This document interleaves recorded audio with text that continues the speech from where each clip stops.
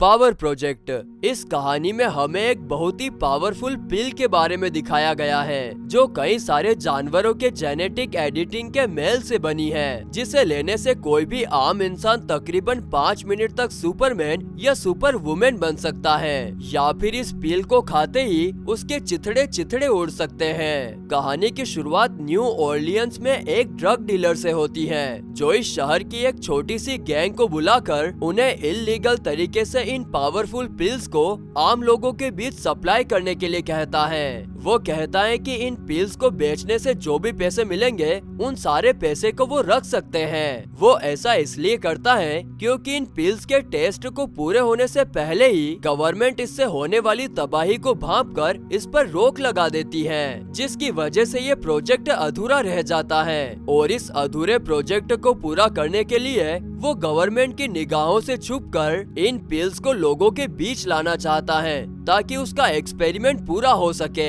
इस पिल के शहर में आने से ही लगभग 6 हफ्तों के अंदर क्राइम बहुत बढ़ गए होते हैं। शहर के हर कोने कोने से खबर आने लगती है कि लोगों के अंदर अजीब अजीब सी पावर आ गई है। किसी ने अपने हाथों से कार उठा ली तो किसी ने बस एक पंच से ही मोटी लोहे की दीवार को चीर दी। लोगों को इस पावर की लत लग रही है, जिसकी वजह से शहर में इन पिल्स की सप्लाई भी बढ़ गई होती है। और अब हमें इन्हीं सप्लायर में से एक रोबिन को दिखाया जाता है। रोबिन अभी मात्र 16 वर्ष की बच्ची है जो अपनी माँ के इलाज के लिए पिल्स को बेचकर पैसे इकट्ठा करती है। रोबिन से इस पिल को खरीदने के लिए 2 लड़के आए होते हैं। वो उससे इन पिल्स को मांगते हैं, लेकिन रोबिन उनसे इसका रेट थोड़ा ज्यादा बताती है। रेट ज्यादा सुनकर वो रोबिन से जबरदस्ती उन पिल्स को लेने लगते हैं। तभी वहाँ एक पुलिस वाला आ जाता है जिसका नाम फ्रैंक है। फ्रैंक उन लड़कों के ऊपर गन रखकर उन्हें यहाँ से जाने के लिए कहता है। तभी उनमें से एक लड़का जल्दबाजी करते हुए उस पावरफुल पिल को खाने वाला होता है, लेकिन तभी फ्रैंक उसे डराते हुए कहता है कि इस पिल को पचाने की ताकत हर किसी में नहीं है। कहीं ऐसा ना हो कि इसे खाते ही तुम बम की तरह फट जाओ। फ्रैंक की बात सुनकर वो लड़का डर जाता है। उसे डरा देख फ्रैंक झट से उसके हाथ से पिल ले लेता है और रोबिन को हथकड़ी पहना देता है। पर जैसे ही वो लड़के वहाँ से चले जाते हैं, फ्रैंक उसका हाथ खोल देता है और कहता है कि आज तो मैंने सही वक्त पर आकर तुम्हें बचा लिया, पर हर बार ऐसा नहीं हो सकता। दरअसल फ्रैंक काफी वक्त से इन पिल्स को खरीदता आ रहा है और इसी वजह से इनके बीच काफी अच्छी दोस्ती भी है। फ्रैंक उसे कुछ पैसे देते हुए उन पिल्स को खरीद लेता है और साथ ही साथ उसके बर्थडे गिफ्ट के लिए उसे अपनी बाइक देकर चला जाता है। अब हमें इस कहानी में एक मेजर को दिखाया जाता है जिसके हाथ में एक पेपर पर ड्रॉ किया हुआ क्रोकोडाइल का चित्र और किसी लड़के का नाम पता लिखा होता है। मेजर लिखे हुए पते पर जाता है और इस लड़के न्यूट का दरवाजा खटखटाने से पहले अपने हाथ में एक बॉक्स ले लेता है। बॉक्स लेने के बाद मेजर दरवाजा खटखटाता है। कुछ देर बाद न्यूट दरवाजे पर आता है जो बहुत डरा हुआ होता है। इसके एक तरफ का चेहरा जला हुआ होता है। मेजर उससे कहता है कि उसके एक दोस्त साइमन ने उसके लिए कुछ भेजा है। न्यूट दरवाजा बंद करके मेजर से कहता है कि जब तक वो ये कंफर्म करके वापस नहीं आता कि उसके दोस्त ने उसके लिए कुछ भेजा है, तब तक वो बाहर ही खड़ा रहे। पर मेजर उसका इंतजार नहीं करता। वो बड़ी ही चालाकी से दरवाजा खोलकर अंदर चला जाता है और देखता है कि न्यूट अपने दोस्त साइमन के पास कॉल लगा रहा होता है कि अचानक से न्यूट के कमरे में रखा एक फोन रिंग करने लगता है। मेजर चुपके से उस फोन को रख लेता है और न्यूट के सर पर अपनी शॉटगन रख देता है। न्यूट डर जाता है और जल्दबाजी में पिल खा लेता है। पिल के खाते ही उसकी आंखें लाल हो जाती हैं। उसके स्किन से धुएं निकलने लगते हैं और देखते ही देखते वो पूरा जलने लगता है। मेजर उसे शूट करता है पर उसकी गोलियों का उस पर कोई असर नहीं होता। वो मेजर के हाथ को पकड़ लेता है जिससे उसका हाथ जलने लगता है। मेजर अपना हाथ छुड़ाकर वहाँ से भागने लगता है। मेजर के कुछ देर भागने के दौरान 5 मिनट भी हो चुके होते हैं, जिससे न्यूट पर पिल का असर खत्म होने लगता है। उस पिल का असर खत्म होता इससे पहले ही वो 3 पिल को एक साथ खा लेता है और मेजर को मारने के लिए आगे बढ़ता है। मेजर भी अपनी जैकेट को भिगाकर एक दरवाजे के पीछे खड़ा होता है और जैसे ही न्यूट उस दरवाजे से गुजरता है कि मेजर अपनी भीगी हुई जैकेट को उसके ऊपर फेंक कर उसे पास के ही एक पानी से भरे टब में डुबो देता है। मेजर फिर उससे सवाल करता है। वो पूछता है कि तुम मुझे अपने सप्लायर का नाम बता दो, मैं तुम्हें छोड़ दूंगा। न्यूट के बचने के कोई भी चांस नहीं होते, इसलिए न्यूट अपने सप्लायर का नाम बता देता है। वो कहता है बेगी, उसका नाम बेगी है। सप्लायर का नाम बताते ही न्यूट की हालत बिगड़ने लगती है क्योंकि उसने 3 पिल को एक साथ खा लिया था। उसकी हालत बिगड़ते देख मेजर उस कमरे से दूर चला जाता है। मेजर के दूर जाते ही न्यूट बॉम्ब की तरफ फट जाता है। न्यूट के छूने से मेजर का भी हाथ जल गया था, इसीलिए वो अपने जले हाथ की पट्टी कराने के लिए एक शॉप में जाता है। हाथ पर पट्टी बांधने के बाद मेजर सोच ही रहा होता है कि तभी न्यूट के फोन पर, जो अब मेजर के पास है, एक मैसेज आता है। मेजर मैसेज का रिप्लाई करते हुए उसे मिलने के लिए बुलाता है और जब मिलने की जगह कंफर्म हो जाती है तो वो उस जगह पर जाकर उसके आने का इंतजार करने लगता है। अब इस शहर न्यू ऑरलियंस में एक बैंक को दिखाया जाता है जिस पर एक इनविजिबल मैन ने कब्जा कर लिया होता है। इस बैंक के बाहर FBI भी होती है, लेकिन किसी में भी इतनी हिम्मत नहीं होती कि कोई कदम उठा सके। इन FBI वालों में फ्रैंक भी होता है जिससे ये सब नहीं देखा जाता। वो बिना किसी से ऑर्डर लिए चुपके से एक पिल को खाकर अकेले ही बैंक के अंदर चला जाता है। अंदर जाने के बाद वो देखता है कि सभी लोगों के हाथ पांव बंधे हुए हैं। वो उनके हाथों में बंधी रस्सी को छुड़ाता है कि तभी इनविजिबल मैन पीछे से फ्रैंक पर हमला कर वहाँ से भागने लगता है। उसकी बॉडी उसके सामने आने वाले हर रंग को एब्जॉर्ब कर लेती है, जिसकी वजह से वो दिखाई नहीं देता। मगर उसके दोनों हाथों में पैसों से भरा बैग होता है, जिसको देखते हुए फ्रैंक उसका पीछा करने लगता है और भागते भागते वो उसे एक जगह पर पकड़ लेता है। भागने के दौरान फ्रैंक की गन इनविजिबल मैन के हाथ में लग जाती है और गन के हाथ में लगते ही वो फ्रैंक को शूट कर देता है। गोली जैसे ही फ्रैंक के सिर से टकराती है वो चपटी होकर जमीन पर गिर पड़ती है। ऐसा इसलिए होता है क्योंकि फ्रैंक ने 5 मिनट से पहले ही उस पिल को खाया था, जिसकी वजह से उसकी बॉडी की स्किन के ऊपर एक बेहद ही मजबूत कवच बन गया था। फ्रैंक उठता है और गुस्से में उस इनविजिबल मैन को मारने लगता है। तब तक वहाँ उसका पार्टनर और कैप्टन भी आ जाता है। कैप्टन फ्रैंक को लेकर डॉक्टर के पास जाता है और उसका चेकअप होने के बाद पूछता है, तो क्या तुमने आज पिल ली थी? फ्रैंक झूठ नहीं बोलता, वो कहता है हाँ ली थी। उसका जवाब सुनकर कैप्टन कहता है, तुम्हें पता है कि तुम पिल नहीं ले सकते, तुमने कानून तोड़ा है और अब तुम्हें सस्पेंड किया जाता है। वो फ्रैंक की गन और उसका बैच लेकर जाने लगता है। तभी फ्रैंक उसे रोकते हुए कहता है, आप मुझे बेशक सस्पेंड कर दें, पर आप उन्हें नहीं रोक सकते जो इनको बेचकर इस शहर को बर्बाद कर रहे हैं। हाँ, मैंने कानून तोड़ा है, मगर मैंने ये कानून लोगों को बचाने के लिए तोड़ा।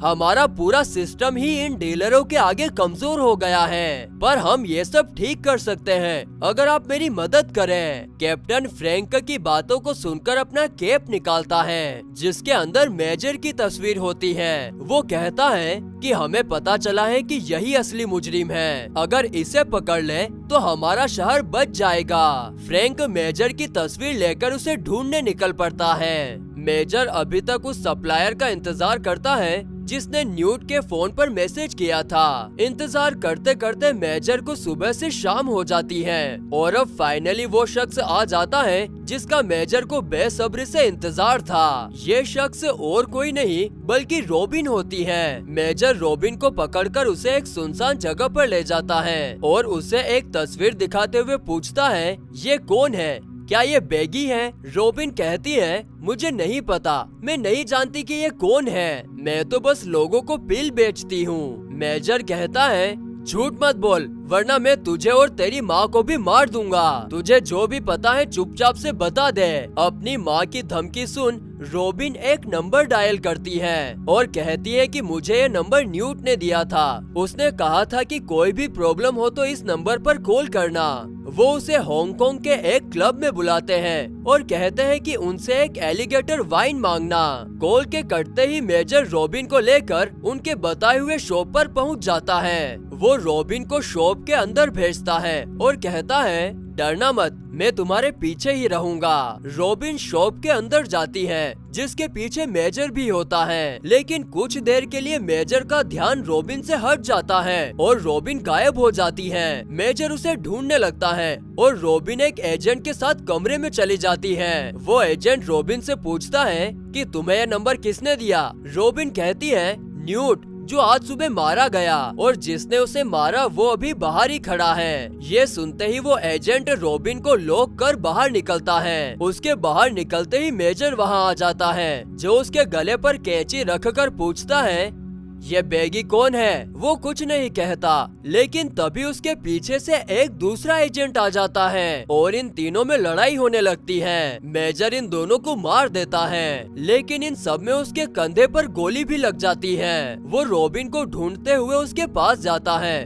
रॉबिन एक कंटेनर में बंद होती है। गोली लगने की वजह से मेजर को कुछ साफ दिखाई नहीं देता। वो रॉबिन को देखकर कहता है, मैं तुम्हें बचा लूंगा ट्रेसी। मेजर रॉबिन के पास जाता है, जिसके पीछे एक मॉनिटर लगा होता है। रॉबिन पूछती है कि ये सब क्या है। उसके पूछने पर मेजर उसे बताता है कि जिस पिल को तुम्हारे कस्टमर लेते हैं उसके अंदर एक चिप लगी होती है, जिसकी मदद से उन्हें ट्रैक किया जा सके। और आज ये एक क्लब में इस पिल का डेमो देने वाले हैं। लेकिन रॉबिन मेजर की पूरी बात सुने बिना ही वहाँ से भागने लगती है। वो जैसे ही कंटेनर से बाहर निकलती है कि वो एजेंट जो जमीन पर मरा पड़ा था अचानक से उठकर रॉबिन को मारने के लिए उसके पीछे जाता है। उसके हाथ में चाकू होता है और वो जैसे ही रॉबिन को मारने वाला होता है कि तभी मेजर आकर उसे फिर से बचा लेता है। पर इन सब में मेजर बहुत ही ज्यादा घायल हो जाता है। वो रॉबिन से मदद मांगते हुए कुछ पैसे देता है और ये कहते हुए बेहोश हो जाता है कि मैं तो बस अपनी बेटी को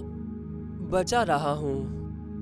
कुछ देर बाद जब मेजर की आंखें खुलती हैं, तो रॉबिन उसकी मरहम पट्टी कर रही होती है। मरहम पट्टी करते वक्त इन दोनों में काफी बातें होने लगती हैं। बातों ही बातों में मेजर रॉबिन से पूछता है कि तुम ये गैर कानूनी काम क्यों कर रही हो, अभी तो तुम्हें पढ़ाई करनी चाहिए। रॉबिन उसको बताती है कि उसकी माँ को डायबिटीज है, जिसके इलाज के लिए उसे ढेर सारे पैसे चाहिए, इसीलिए वो इन पिल्स को बेचकर पैसे इकट्ठा कर रही है। उसकी कहानी सुनने के बाद मेजर वहाँ से जाने लगता है। रॉबिन भी उसके साथ जाती है। ड्राइव करते वक्त रास्ते में रॉबिन मेजर से पूछती है कि तुम किसी ट्रेसी का नाम ले रहे थे, कौन है वो। मेजर कहता है कि वो मेरी बेटी है, जिसे इन कमीने ड्रग डीलरों ने कैद करके रखा है, और ये सब मेरी ही गलती है, क्योंकि मैंने ही उसके पैदा होने से पहले वो पिल ली थी, जिसकी वजह से वो नॉर्मल बच्चों से अलग है। उसमें पावर है, वो भी बिना कोई पिल लिए। कुछ देर के सफर के बाद ये दोनों उस क्लब पहुंच जाते हैं जहां आज उस पावरफुल पिल का डेमो दिखाया जाने वाला है। मेजर रॉबिन को बाहर छोड़कर अकेला ही क्लब में चला जाता है। क्लब के अंदर वो गुमनाम डीलर जिसने इन सब की शुरुआत की थी, वो अपने एक इन्वेस्टर को पिल दिखाते हुए कहता है कि अगर आप हमारा साथ दें तो हम एक ऐसी पिल बनाएंगे जिसका असर जिंदगी भर रहेगा। इन्वेस्टर डीलर की बात मान जाता है और जैसे ही वो डील करने वाला होता है कि मेजर उस डीलर के सर पर गन रख देता है, जिससे सारा मामला बेकाबू हो जाता है और फायरिंग शुरू हो जाती है। लेकिन डीलर अभी भी मेजर के गन पॉइंट पर होता है और मौत के डर की वजह से वो मेजर को उसकी बेटी का पता बता देता है। अपनी बेटी का पता जानने के बाद मेजर उसे शूट करने ही वाला होता है कि तभी वहाँ फ्रैंक आ जाता है, जो मेजर को अपने दोनों हाथ ऊपर करने के लिए कहता है। मेजर के हाथ ऊपर करते ही उस डीलर को एक मौका मिल जाता है और वो तुरंत पिल को खा लेता है। पिल को खाते ही उसका शरीर बढ़ने लगता है और देखते ही देखते वो बहुत बड़ा हो जाता है। उसके बाद वो मेजर और फ्रैंक को मारने के लिए दौड़ता है। वो जैसे ही फ्रैंक के करीब आता है कि मेजर एक बड़ा धमाका करता है, जिससे वो डीलर मारा जाता है। डीलर के मरने के बाद जैसे ही सब कुछ शांत होता है कि फ्रैंक मेजर को हथकड़ी पहना देता है। रॉबिन फ्रैंक को समझाने की कोशिश करती है कि वो क्रिमिनल नहीं है, वो तो बस अपनी बेटी को बचा रहा है, पर फ्रैंक उसकी एक नहीं सुनता और उसे लेकर पुलिस स्टेशन के लिए निकल जाता है। पुलिस स्टेशन पहुंचने से पहले फ्रैंक गाड़ी को एक जगह पर रोकता है। गाड़ी रुकते ही मेजर उसे समझाते हुए कहता है कि अगले 30 सेकंड में उसे उसके बॉस का कॉल आएगा और उसका बॉस कहेगा कि मेजर को पुलिस स्टेशन नहीं बल्कि किसी और जगह लेकर आना है, क्योंकि वो उन डीलरों की हाथ की कठपुतली है और उसने तुम्हें गलत जानकारी दी। फ्रैंक उसकी बात सुन के मुस्कुराता है जैसे वो कोई मजाक कर रहा हो, लेकिन जब उसे उसी बात के लिए फोन पर मैसेज आता है तो फ्रैंक को यकीन हो जाता है कि मेजर झूठ नहीं बोल रहा। तो वो मेजर को उसके कहे मुताबिक जगह पर छोड़ देता है। ये जगह एक सी पोर्ट होती है जहाँ मेजर की बेटी कैद है। मेजर उस डीलर बेगी के सामने जाता है जिसे वो कब से ढूंढ रहा है। बेगी मेजर को देख उसे एक कुर्सी पर बंधवा देती है। इधर फ्रैंक भी इस जगह के ठीक सामने होता है जहाँ रॉबिन पहले से मौजूद है। फ्रैंक रॉबिन को बाहर छोड़कर और एक पिल खाकर अंदर मेजर की मदद करने के लिए चला जाता है। काफी वक्त बीत जाता है और जब फ्रैंक का कोई पता नहीं चलता तो रॉबिन भी इस सी पोर्ट के अंदर चली जाती है। अंदर जाते ही उसे फ्रैंक दिखता है जो पहले तो उसे यहाँ देख के नाराज होता है, पर बाद में उसके साथ मिलकर मेजर की बेटी ट्रेसी को छुड़ाने की कोशिश करता है। इधर मेजर भी कुर्सी से बंधा होता है जिसके मुंह में वो खतरनाक पिल होती है। उस पिल को दिखाते हुए वो अपने सामने खड़े गार्ड से कहता है, तुझे पता है कि सबसे खतरनाक जानवर कौन है? लोगों का कहना है कि शेर, लेकिन अगर कोई मुझसे पूछे तो मैं कहूँगा पिस्टल झींगा। तूने कभी इसका नाम सुना है? इतनी तेजी से वार करता है ना कि गोली भी भाप बनकर उड़ जाती है। उसकी गर्मी के आगे सूरज की गर्मी भी फीकी पड़ जाती है। और वैसे ये सभी पावरफुल पिल जानवरों के डीएनए से बनी है, तो सोच मेरे अंदर कौन सी पावर होगी।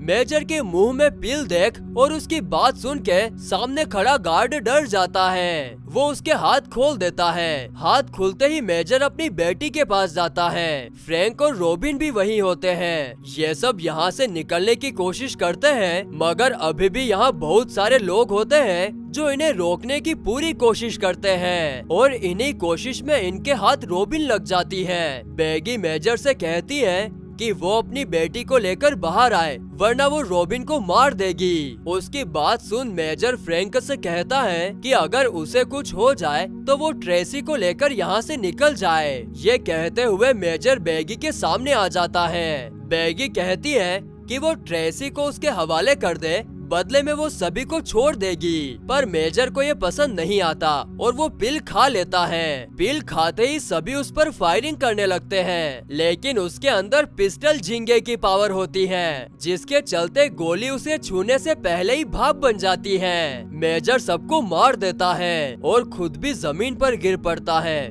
उसकी सांसें रुक जाती है और धीरे धीरे उसकी धड़कनें बंद हो रही थी। तभी फ्रैंक ट्रेसी को लेकर उसके पास आ जाता है और फिर ट्रेसी उसे सिर्फ छूकर मेजर को वापस से जिंदा कर देती है। मेजर के जिंदा होने के बाद सभी इस जगह से निकल जाते हैं। अगली सुबह होते ही मेजर ट्रेसी को लेकर इस शहर से दूर चला जाता है। रॉबिन के सपनों और उसकी माँ के इलाज के लिए वो अपना ट्रक और पैसों से भरा एक बैग छोड़ जाता है। फ्रैंक भी अपने बॉस का पर्दाफाश कर देता है और ये कहानी यहीं खत्म हो जाती है।